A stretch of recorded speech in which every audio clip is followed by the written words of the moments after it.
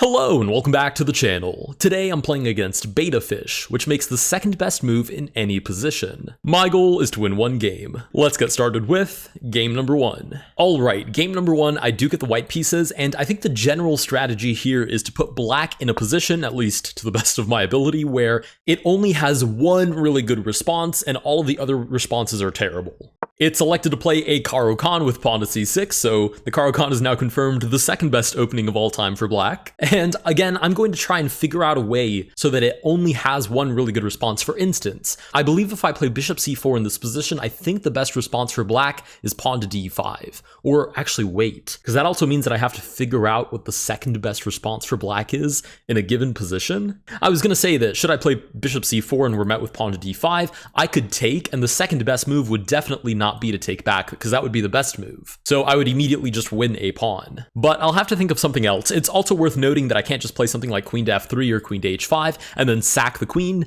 Since there's only one legal move, king takes f7, the game wouldn't just automatically end since there's no second best move.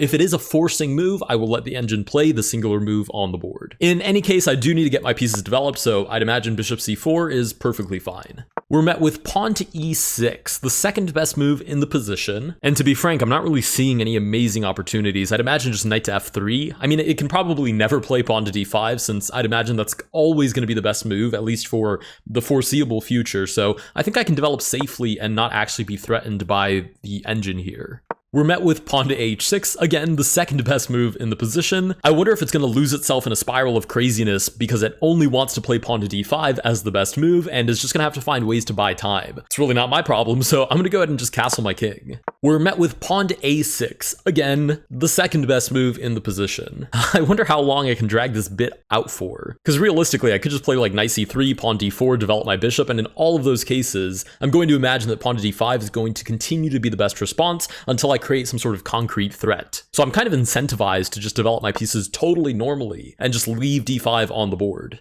All right, we're met with pawn to b5. Again, not d5, since I'm assuming that's still the best move in the position, so I really have no choice here but to move the bishop back. I won't overthink it, just bishop back to b3. All right, we're met with bishop to b7, and to be honest, I'm kind of shocked by how terrible this position looks. At least structurally, it's not anything that a human would ever play. And it's not like this bot knows that it's going to be restricted to play the second move, because that would kind of defeat the purpose of it having to play the second best move. But I'm going to assume it's banging its head against the wall, intending to play d5, but having to play these inferior moves like bishop to b7. Although I'm kind of surprised that something like knight f6 or bishop e7 isn't the best move in this position, or rather, the second best move. But I'm not an engine, so what would I know? Let's go ahead and just play pawn to d4, grab some center space.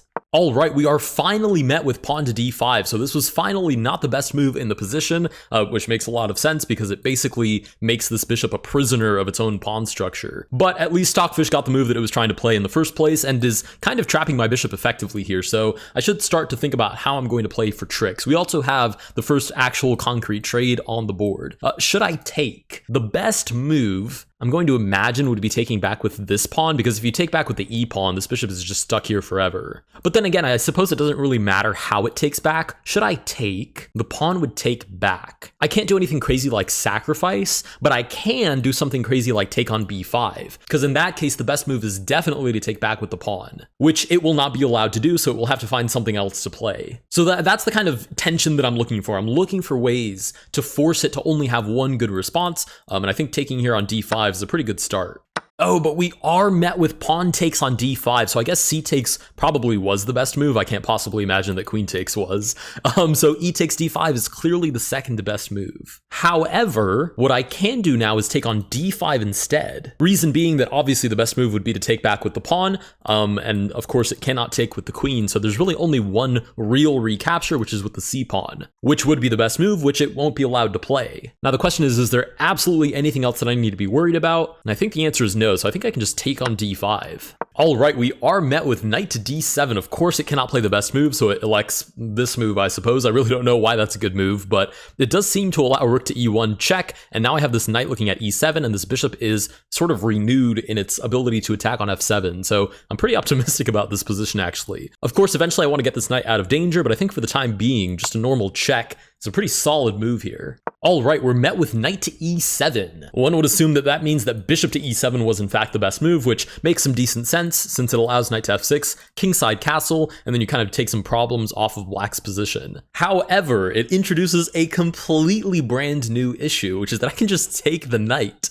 Reason being, I'm defended once by the rook, and the two defenders that have this knight's back are the queen and the bishop. And the queen is immediately off limits because if the queen takes, then I win the queen with my rook. Unfortunately, the bishop is also off limits because the bishop recapture is almost certainly the best recapture or the best move in the entire position, so I can simply take this. Oh, and the engine says I would rather lose my queen than give you a free piece, which naturally I'm going to respond with by taking the queen on e7 with my rook, and now I'm simply up a queen.